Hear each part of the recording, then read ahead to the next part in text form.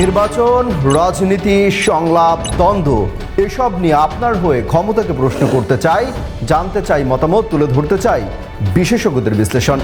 দেখছেন Walton electric kettle presents the question. সাথে আছি আমি Amit Hasan Robin. Walton Electric Kettle. Boil fast, live smart. এই পর্বে আমরা আলোচনা করতে চাই, নতুন সরকারের আমলে প্রশাসন নিরপেক্ষভাবে কাজ করতে পারবে তো?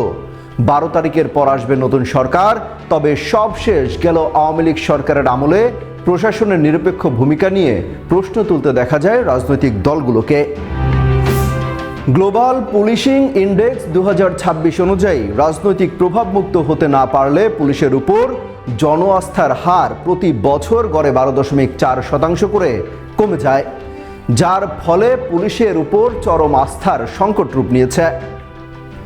এই নিরপেক্ষতাহীনতার প্রভাব কেবল আইন শৃঙ্খলা রক্ষায় নয়, বরং অর্থনীতিতেও সমানভাবে দৃশ্যমান। এছাড়া চলমান নির্বাচনী মৌসুমে প্রশাসনের বিপক্ষে বিভিন্ন প্রার্থীদেরও অভিযোগ তুলতে দেখা গেছে। এরই মধ্যে রুমিন ফারহানের মতো হেভিওয়েট নেতাও প্রশাসনের নিরপেক্ষতা নিয়ে প্রশ্ন তুলেছেন। সব মিলিয়ে প্রশ্ন উঠছে, নির্বাচনের পর নিরপেক্ষ থাকবে তো প্রশাসন? দর্শক, এ বিষয়ে জানতে যুগান্তরের ইউটিউব, ফেসবুক এবং ওয়েবসাইটে একটি পোল দিয়েছিলাম। সেখানে জানতে চাওয়া হয়, নতুন সরকারের আমলে প্রশাসন নিরপেক্ষভাবে কাজ করতে পারবে বলে মনে করেন? এতে 45,000 সামাজিক যোগাযোগ মাধ্যম ব্যবহারকারী ভোট দিয়ে জানান তাদের মতামত, যার মধ্যে 60% মানুষই মনে করেন নতুন সরকারের আমলে প্রশাসন নিরপেক্ষভাবে কাজ করতে পারবে। আর 35% ভোটদানকারী মনে করেন নতুন সরকারের আমলে প্রশাসনের নিরপেক্ষতা থাকবে না। আর 5% মানুষ কোনো মন্তব্য করতে রাজি হননি। এ তো গেল ইউটিউবের জরিপ। এবার জেনে আসবে এই জরিপের পক্ষে বিপক্ষে থাকা কিছু সাধারণ ভোটারদের মন্তব্য। প্রশাসনের নিরপেক্ষতা নিয়ে কি ভাবছেন সাধারণ ভোটাররা? আসলে আমরা বিগত দিনে দেখিয়ে আসছি যে প্রশাসনকে কেউ নিরপেক্ষ রাখতে পারে নাই, নিজের দলীয়ভাবেই প্রশাসনকে দলীয়করণ করা হয়েছে। তবে আমরা 5 আগস্ট যে জুলাই আন্দোলন করার পর আমরা আকাঙ্ক্ষাদের আগামীতে যারা ক্ষমতা আসবে তারা প্রশাসনকে দলীয়করণ থেকে দূরে থাকবেন ইনশাল্লাহ। যখন যে ক্ষমতায় আসে সে তার নিজের মতো করে প্রশাসন ব্যবহার করার চেষ্টা করে এবং সরকার এবং দল দুইটাই এক হয়ে যায়। প্রত্যেকে তার নিজের মতো করে সরকারটাকে তার দলীয় প্রয়োজনে ব্যবহার করে, দলের এজেন্ডা বাস্তবায়নের জন্য ব্যবহার করে। একটা পর্যায়ে এসে জনগণের যে আশা আকাঙ্ক্ষা জায়গাটা, সেখান থেকে আমাদের সরকারগুলো সরে যায়, যা আসলে খুবই দুঃখজনক।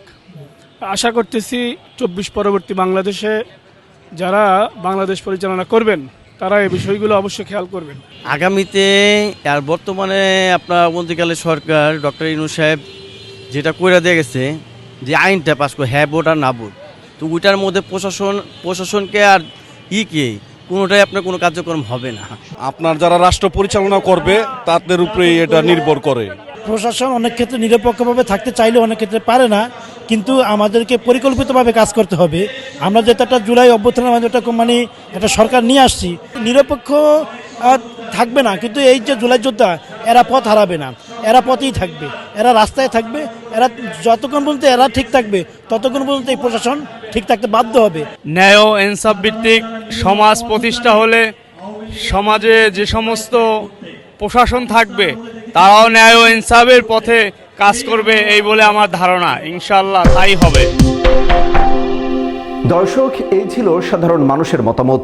এবার চলুন জেনে আসা যাক প্রশাসনের সংশ্লিষ্টরা এ নিয়ে কি বলছেন। সরকারি কর্মচারীরা সমাজের একটা অংশ। দে কাম ফ্রম দ্য সোসাইটি। সোসাইটিতে যদি দুর্নীতি থাকে, রাজনীতিতে যদি দুর্নীতি থাকে, সমাজে যদি দুর্নীতি থাকে, তাদেরকে ফেরেশতা বানাবেন কেমনে? সবচেয়ে বড় কথা রাজনৈতিক দলগুলার সদিচ্ছা।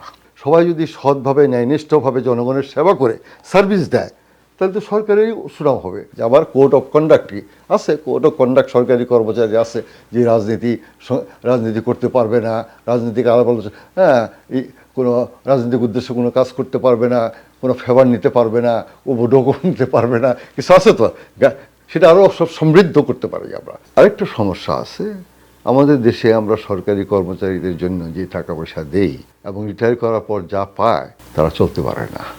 এটা একটা কারণ। আমরা গরিব দেশ, আমাদেরকে চিন্তা করতে হবে যে না আমরা কি করতে পারি। আপনারা যদি মনে করেন আমাদের প্রধানমন্ত্রী, আমাদের মন্ত্রীগণ, হ্যাঁ, আমাদের এমপিগণ, আমাদের আইজি, সেক্রেটারি, এরা যদি সৎ থাকে, বা অর্ধেক কাজ is done, half of the job is done. আসলে আমলাতন্ত্র বিষয়টা কিন্তু খুব জটিল, এটা অস্বীকার করার কোনো উপায় নেই। দলদাস হলে যদি আমার প্রমোশন হয়, আমি যদি বুঝে যাই যে আমাকে আমার পদোন্নতির জন্য, আমার একটা ভালো পোস্টিংয়ের জন্য, চুক্তিভিত্তিক নিয়োগের জন্য, প্রমোশনের জন্য, এক্সটেনশনের জন্য আমাকে দলদাস হতে হবে, এইটা যদি সরকারি কর্মকর্তারা বুঝে যায়, আমলাতন্ত্রে যদি এটা চালু হয়ে যায়, শেষ, জাস্ট শেষ।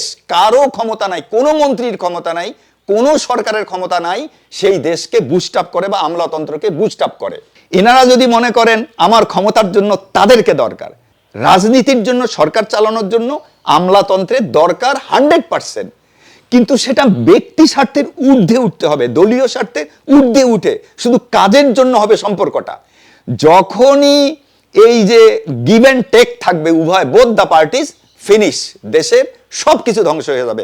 আসলে কোনো কিছু বিষয়ে একেবারে পূর্ব ধারণা নিয়ে অগ্রসর হওয়া ঠিক না, যেহেতু পুলিশ একটি সংবিধিবদ্ধ বাহিনী, পুলিশকে আইনের মধ্যে থেকে কাজ করতে হয় এবং যারাই আইন ভঙ্গ করে কোনো কিছু করার চেষ্টা করে না কেন, সেই ক্ষেত্রে তাদেরকে অনেক জবাবদিহিতার মধ্যে আসতে হয়। সো একটা মানে পেশাদার বাহিনী হিসাবে পুলিশের এই মনোভাব এবং জনসেবার যে ব্রত, সেটা অব্যাহত থাকবে বলে আমি বিশ্বাস করি। এবার জেনে আসতে চাই নতুন সরকারের প্রশাসনের নিরপেক্ষতা নিয়ে বিশেষজ্ঞরা কি বলছেন। আমরা দীর্ঘদিন একটা ফ্যাসিস্ট সরকারের সাথে অভ্যস্ত ছিল, তারপরে বিপ্লবী সরকারটাকে আমরা তেমন আপন করে নেয় নাই, বিদায় নানা রকম বিতর্কের সৃষ্টি করছে এবং এই সরকারকে বেকায়দায় ফেলছে আমরা। সুতরাং নতুন সরকার যদি শক্তিশালী সরকার হয়, আমাদের সংস্কার করতে হবে, সংস্কার দরকার, যাতে আমার এটা সরকারটা হওয়া উচিত ঐক্যের সরকার। তাইলে হবে কি, এই সংস্কার আমরা সুস্থভাবে করতে পারবো, তাহলে আমরা বাধা সৃষ্টি করবে, আমাদের উন্নতি বাধাগ্রস্ত হবে। আমি মনে করি আমাদের জন্য একটা নিয়ম নীতির মধ্যে আসতে হবে সম্পদের, না হলে আমরা চক্করে পড়বো। আর আমরা কেন লাগবে সব জায়গায়, এই জিনিসটা সংস্কার করার দরকার আছে। আপনি দেখেন পুলিশ প্রশাসনের হেড ওইখানে আমরা আছে, আর্মির ওই জায়গায় ওখানে আমরা আছে, কেন ওরা কি করতে পারেন না? শিক্ষা মন্ত্রণালয় ওখানে আমরাকে একটাকে একটু কন্ট্রোলে নিয়ে আসতে হবে। আমরা যারা জিম্মি হইতে চাই না। আমার বিশ্বাস নতুন যারা সরকার আসবে, শক্তিশালী সরকার হবেন এবং ঐক্যের সাথে এই সমস্যাটা সমাধান করবে। দর্শক, এবার আপনার পালা।